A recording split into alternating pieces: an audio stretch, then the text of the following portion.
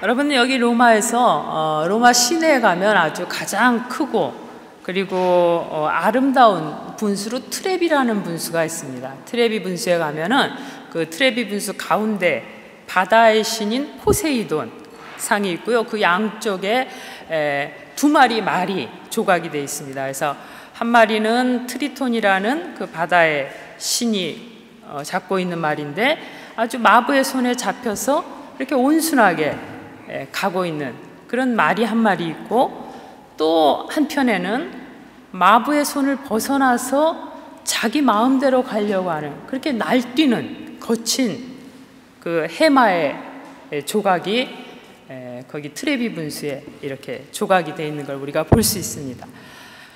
바다라고 하면 보통 우리가 인생의 바다를 의미합니다. 오늘 이 조각이 우리에게 말하려고 하는 것은 단순한 바다의 모습을 형상화한 것이 아니라 바로 우리 인생의 바다, 인생의 바다라는 것이 때로는 바다에서 그 바다가 잔잔한 이 온순한 말처럼 그렇게 잔잔하고 평화로운 것 같다가도 어느새 파도가 치고 바람이 불면서 말이에요, 날뛰는 이 거친 말처럼 그렇게 돌변하는 것이 바로 우리 인생이 아닌가 하는 것을 조각을 통해서 우리에게 말씀해 주고 있습니다. 그래서 우리가 보통 인생을 고해라고 얘기합니다. 고통의 바다다, 그렇게 얘기를 합니다.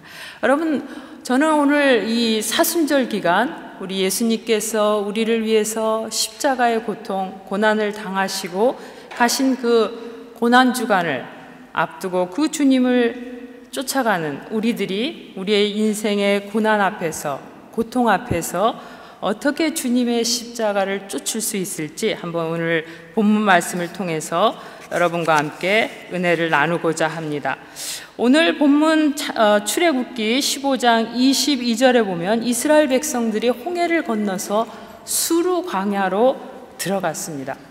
여기 여러분, 광야라고 하면은 우리가 쉽게 떠올릴 수 있죠. 광야가 어떤 곳입니까? 광야는 메마른 곳이에요. 거친 곳이죠. 평안한 곳이 아닙니다. 잘 갖추어진 집처럼 그런 곳은 아니죠. 광야라고 하는 것 자체가 이미 고난의 땅입니다. 고통의 땅이죠. 그 뜨겁게 내리쬐는 햇빛 아래서 걸어가는 이 이스라엘 백성들의 오늘 행진이 바로 어떻게 보면 우리 인생 가운데 그 고난과 고통을 이야기해주고 있는 것을 볼 수가 있습니다. 오늘 본문에 보니까 이스라엘 백성들이 이렇게 어려운 고난길 수르 광야를 행진해 가고 있습니다. 3일을 걸어갔는데 여기 보니까 물을 찾지 못했다고 그랬어요. 여러분, 광야에서 물을 찾지 못했다, 그것도 3일 동안 물 한 모금 마시지 못하고 광야길을 걸어가고 있다고 생각해 보십시오. 그들이 애굽에서 가지고 나왔던 그 얼마 안 되는 물도 다 떨어졌어요. 타는 듯이 내리쬐는 태양 아래서 그 풀풀 먼지 날리는 그 광야길을 물 한 모금 먹지 못하고 간다고 상상해 보십시오. 얼마나 그 고통이 심했겠어요. 어제 우리 남성교회 주관으로 해서 등산 갔는데 벌써 등산 입구 들어가서 조금 걸으니까 물들 드시기 시작하시더라고요. 뜨겁지도 않은데. 그런 겁니다, 참. 근데 이 이스라엘 백성들이 그 광야길을 그 뜨거운 햇빛 아래서 걸어가는데 말이에요, 3일 동안 마실 물을 찾지 못했어요. 그 고통이 참 극에 달한 겁니다. 보통 사람이 음식을 먹지 않고 견딜 수 있는 기간이 40일이라고 그래요. 그래서 40일까지는 사람이 음식을 먹지 않아도 자기 목숨을 지탱해 갈 수 있습니다. 근데 40일 이상 먹지 못하면 그때는 생존 자체가, 목숨 자체가 위태로워지는 거예요. 그런데 사람이 10일 동안 물을 마시지 못하면 사람의 목숨이 위태로워집니다. 음식은 40일 동안 먹지 못하면 우리가 죽을 수 있지만은 물은 10일만 마시지 못해도 우리가 탈수돼서 죽게 돼요. 여러분, 여기 10일이라는 것 자체가 그냥 이런, 우리가 지금 이런 살아가고 있는 이런 환경 속에서의 10일을 의미합니다. 근데 여기 이스라엘 백성들이 지금 이런 길을 가고 있는 게 아니잖아요. 평탄한 길을 가고 있는 게 아니에요. 광야길을 가고 있는 겁니다. 뜨겁게 내리쬐는 햇빛, 그 뜨거운 태양 아래서 몸에 있는 수분들이 말이에요, 땀으로 다 빠져나가고 타는 목마름, 갈증, 고통, 그 속에서 3일길을 마시지 못하고 간다는 것은 바로 그들의 그 고통, 그들 앞에 놓여있는 고통이 얼마나 극심했으며 그들의 목숨이 위험할 정도의 고통이 그들 앞에 있었다는 것을 의미합니다. 오늘 본문 23절에 보면 그들이 그렇게 고통 중에 행군에 가다가 마라라는 곳에 이르렀다 그랬어요. 마라에서 샘을 발견했습니다. 여러분, 그 타는 듯한 갈증과 목마름, 지금 죽음 앞에서 이 샘을 발견했으니까 얼마나 기쁘겠어요. 얼마나 좋겠어요. 그렇죠? 그래서 그냥 이스라엘 백성들이 달려들어서 그 마라의 물을 벌컥벌컥 마셨습니다. 근데 여러분, 성경에 보니까 그 물이 써서 마실 수 없는 물이었더라 그랬어요. 그래서 그 이름을 마라, 즉 쓴물 중에서도 아주 쓰디 쓴 물이라고 그렇게 그 샘의 이름을 붙인 겁니다. 여기 마라에 실제로 있는 그 샘물을 조사해 보니까 마라가 바다에서 상당히 가깝다고 그래요. 그래서 바다에 그 소금기가 있는 물이 이 마라에 스며들어서 마라의 샘물에 섞여서 마라의 물이 짠 물이었다고 그래요. 여러분이 아무리 갈증이 나도 여러분 앞에 있는 이 지중해 바다의 물을 마실 수 있습니까? 못 마시지요. 여기 이스라엘 백성들이 말해 그 극심한 고통 중에서 샘을 발견했어요. 그 기쁨이 엄청났던 겁니다. 근데 그 물이 마실 수 없는 물이에요. 물을 앞에 두고도 마실 수 없는 겁니다. 그럴 때 여러분 그 고통을 생각해 보세요. 물을 앞에 두고도 마실 수 없는 그 인생의 가장 극한 고통 속에서 이 이스라엘 백성들이 할 수 있는 일이 무엇입니까? 앞으로 갈 수도 없고 뒤로 갈 수도 없는 거예요. 인생의 위기 앞에서 이들이 할 수 있는 일이 뭡니까?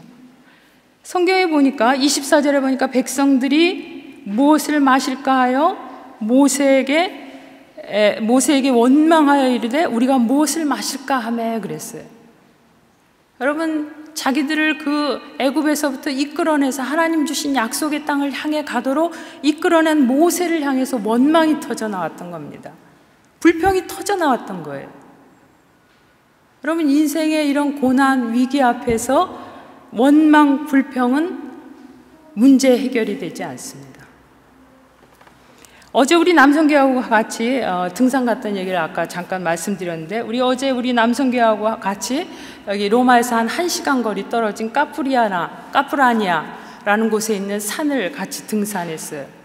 한 22명이 같이 갔는데 많은 분들이 갔습니다. 그래서 같이 이제 산을 타기 시작했어요. 그 전에 저희가 몇 번 이제 갔던 산인데 이번에 가봤더니 얼마 전에 온 그 폭설로 인해서 길이 많이 망가졌어요. 그러니까 전에 저희가 갔던 등산로하고 달리 어떤 부분에 무너지기도 하고 어떤 부분은 이렇게 눈에 덮여 있기도 하고, 그런데 보니까 그 눈 때문에 그 등산로 중간중간에 말이에요, 나무들이 다 쓰러져 가지고 이 등산로를 다 막고 있는 거예요.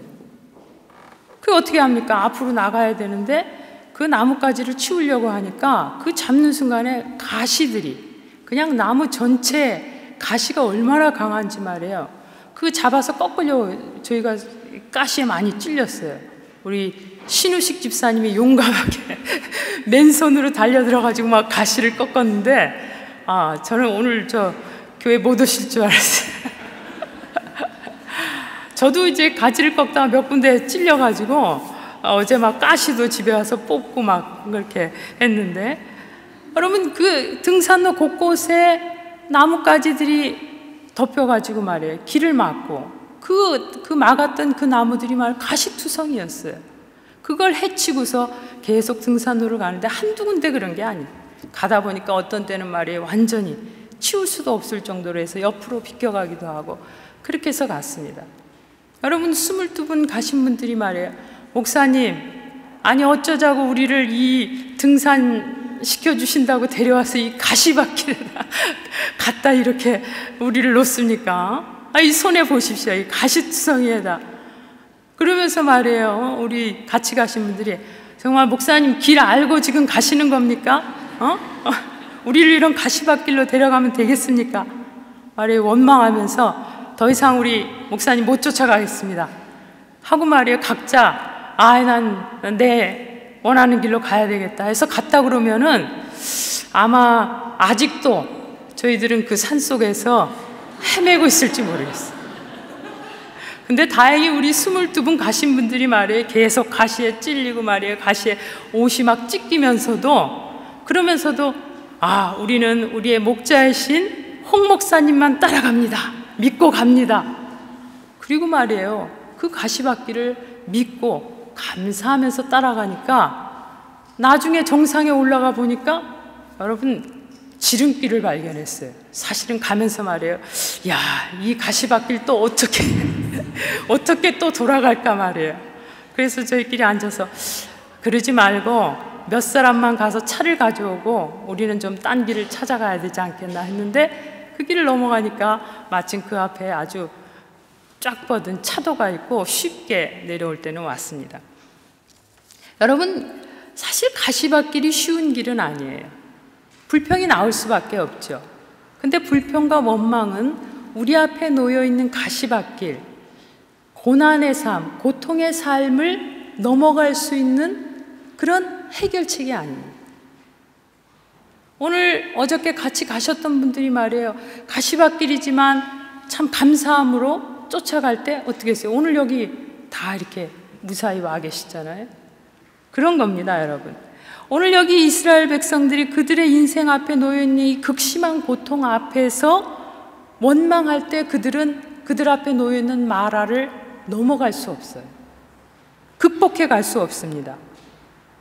그럼 여러분, 우리 앞에 놓여있는 이 고난과 고통의 삶을 우리가 어떻게 뚫고 나갈 수 있습니까? 여기 25절에 보니까 모세가 여호와께 부르짖었더니 그랬어요. 모세는 누구입니까? 하나님의 부름받은 사람이에요. 하나님께서 부른 사람, 믿음으로 나가는 사람들은 우리 앞에 놓여있는 마라를 극복하고 나가기 위해서 여호와께 부르짖어야 됩니다. 하나님 앞에 나가서 기도해야 돼요. 인생이 어려우면 어려울수록, 고난이 많으면 많을수록 여러분, 하나님 앞에 나가서 엎드려야 돼요. 그분 앞에 엎드려서 그분께 부르짖어야 돼요. 그것이 바로 우리의 인생의 마라를 극복하고 나갈 수 있는 방법입니다. 왜 그렇습니까? 여러분, 예레미야 33장 3절에 보면 너는 내게 부르짖으라 내가 내게 응답하겠고 내가 알지 못하는 크고 비밀한 일을 내게 보이리라 그러셨어요. 여러분, 우리 인생 앞에 문제를 놓고 하나님께 기도하면 하나님께서 응답하시겠다. 응답이 뭐죠? 우리가 가지고 있는 이 문제에 답을 주신다는 거예요. 여러분, 불평과 원망은 답이 아니에요. 하나님 앞에 나가서 부르짖을 때 하나님이 답을 주시는 겁니다. 우리는 답을 알지 못해요. 내가 알지 못하는, 그랬어요. 내가 알지 못하는 비밀한 일을 내게 보여주겠다. 하나님 앞에 기도할 때 하나님이 답을 주시는데 우리가 알지 못했던 그 답을 기도할 때 보여주시는 겁니다.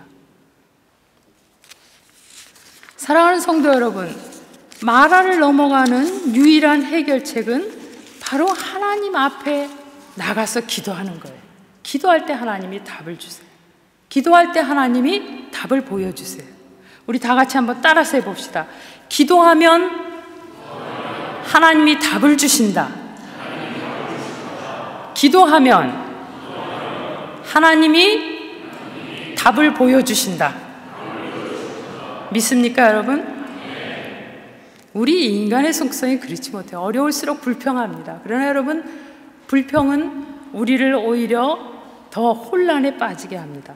여기 모세처럼 하나님 앞에 나가서 어려우면 어려울수록, 힘들면 힘들수록, 고통스러우면 고통스러울수록 하나님 앞에 나가서 기도하면 하나님께서 답을 보여주세요.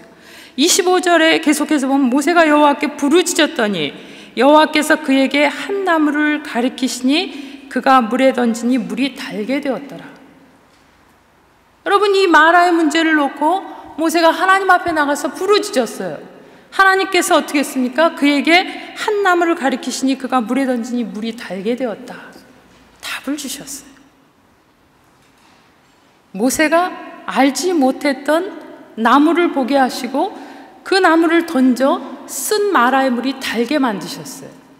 하나님 앞에 부르짖을 때 하나님은 답을 주시고 하나님 앞에 나가서 엎드릴 때 하나님께서는 우리가 알지 못했던 답을 보여주시는 거예요. 사랑하는 성도 여러분, 혹시 여러분의 삶의 여정 가운데 고난을 겪고 계신 분들이 있습니까? 고통 중에 계신 분들이 있습니까? 불평하고 원망하지 마세요. 하나님 앞에 나가서 엎드리십시오. 하나님 앞에 나가서 부르짖으세요. 하나님께서 여러분에게 답을 주십니다. 여러분이 깨닫지 못하고 알지 못했던 답을 하나님께서 보여주십니다. 여기 하나님께서 어떤 답을 보여주셨나요? 보니까 여호와께서 그에게 한 나무를 가리키시니 그가 물에 던지니 물이 달게 되었더라 그랬어요. 하나님께서 모세가 부르짖을 때 모세에게 한 나무를 가르쳐 주셨습니다. 그리고 그 나무를 물에 던지게 했어요. 아무나 갖다 던진 게 아닙니다. 이게 하나님께서 가르치신 그 나무를 모세가 집어서 물에 던졌더니 그 쓰디쓴 마라의 물이 달게 되었다고 그랬어요. 여러분, 이 쓰디쓴 물 앞에서 죽어가던 이스라엘 백성들이 어떻게 살았습니까? 하나님께서 가리키신 그 나무를 던졌을 때 살았어요. 그리고 그 물을 먹고 다시 힘을 내서 살아서 길을 갔던 겁니다. 여기인데 여러분, 우리가 중요한 사실을 하나 발견할 수 있어요. 하나님께서 지시하신 그 나무를 마라의 쓴물에 던졌습니다. 나무는 어떻게 되었나요? 나무가 뽑혀서 그 물에 던져져서 죽은 겁니다. 하나님이 지시하신 그 나무가 뽑혀서 쓰디쓴 그 마라의 물에 던져져서 죽었을 때 그 물로 인해서 이스라엘 백성들은 살았던 겁니다. 이사야서 53장 5절에 보면 이렇게 말씀하고 있습니다. 그가 찔림은 우리의 허물 때문이요 그가 상함은 우리의 죄악 때문이라. 그가 징계를 받음으로 우리는 평화를 누리고 그가 채찍에 맞음으로 우리는 나음을 받았도다. 여러분, 하나님께서 지시하신 나무는 예수 그리스도의 십자가입니다. 예수님께서 쓰디쓴 이 인생 가운데 던져지셔서 그의 생명을 주심으로 우리는 살게 되는 겁니다. 여기 하나님께서 지시하신 예수 그리스도의 십자가가 우리의 인생의 고통 중에 세워질 때 우리의 그 쓰디쓴 인생의 고통들이 사라지는 겁니다. 해결되는 겁니다. 사랑하는 성도 여러분, 오늘 하나님께서 이 사순절에 우리에게 말씀하고 계시는 거예요. 네가 고통 중에 있느냐? 고난 중에 있느냐? 예수 그리스도의 십자가를 네 인생의 고통 가운데 던져라 말씀하시는 거예요. 그럼 어떻게 됩니까? 우리의 인생의 고통이 사라지고 새롭게 우리가 살게 되는 겁니다. 여기 마라를 극복할 수 있는 방법은 하나님께 부르짖었어요. 하나님께 부르짖어 기도할 때 하나님께서 예수 그리스도의 십자가를 통하여서 우리의 인생의 쓴물을 달게 변화시켜 주신 것입니다. 여러분, 여기 이스라엘 백성들이 바로 이렇게 하나님께서 이 인생의 마라를 통과하기 위해서 하나님께 부르짖으라 말씀하셨어요. 그리고 하나님께서 말씀하신 예수 그리스도의 십자가를 굳게 붙들라 말씀하셨어요.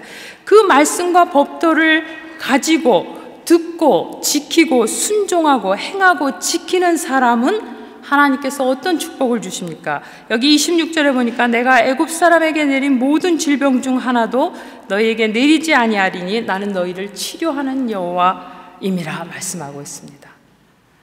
우리 인생의 고난은 하나님의 말씀을 붙들 때 주님께서 우리에게 말씀하신 대로 예수 그리스도의 십자가를 굳게 붙들고 그 십자가를 지고 주님의 말씀을 쫓을 때 우리의 삶의 모든 문제들이 치료되고 회복되는 줄 믿습니다. 그럴 때 여기 보면 마지막에 그들이 엘림에 이르니 거기에 물샘 12과 종려나무 70그루가 있는지라. 거기서 그들이 그 물 곁에 장막을 쳤다 그랬어요.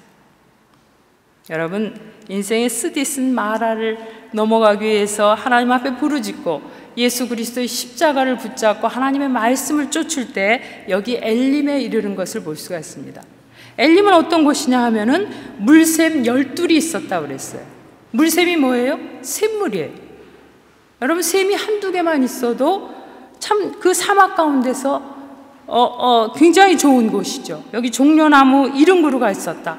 물샘 12과 종려나무 70그루가 있었다는 것은 가장 좋은 오아시스, 이보다 더 좋은 곳이 없는 그런 축복의 땅에 이르도록 하신 것입니다. 저는 지난주에 어떤 신문 기사를 보고 굉장히 감동을 받았습니다.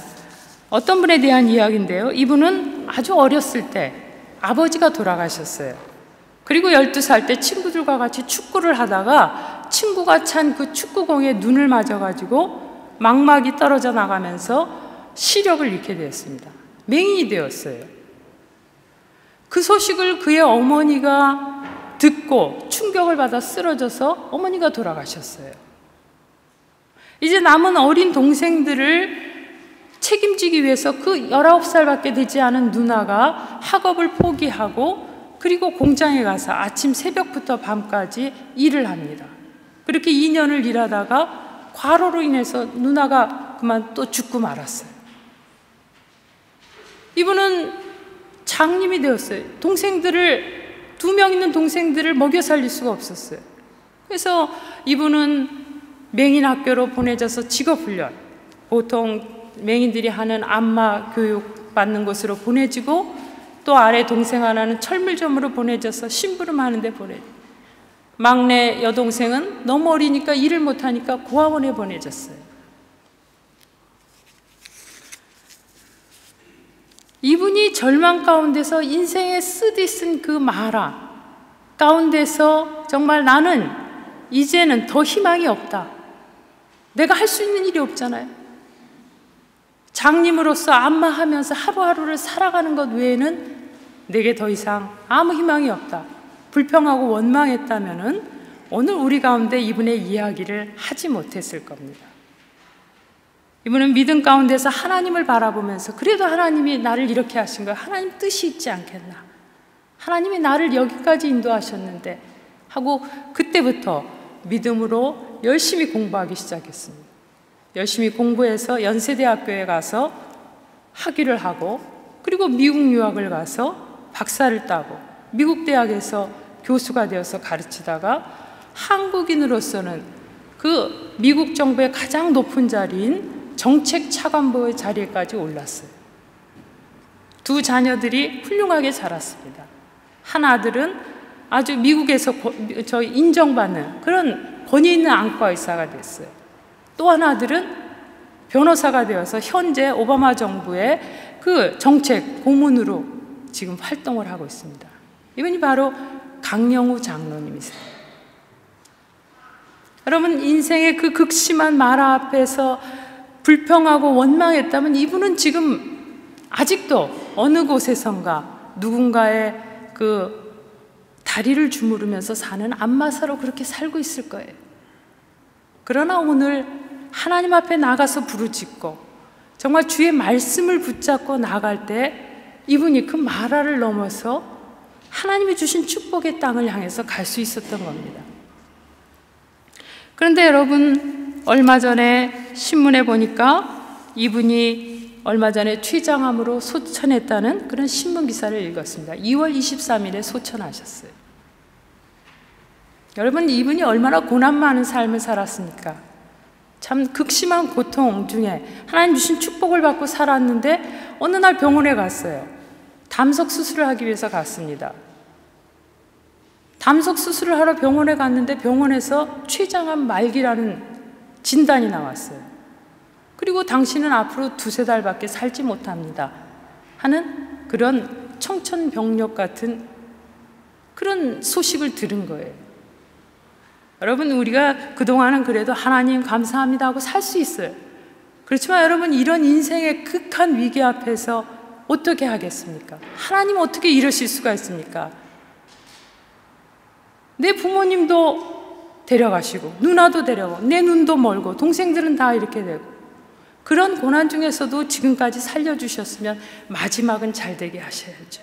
어떻게 갑자기 이렇게 췌장암 선고를 받고 제 생명이 2-3달밖에 남지 않을 수, 원망할 수 있잖아요.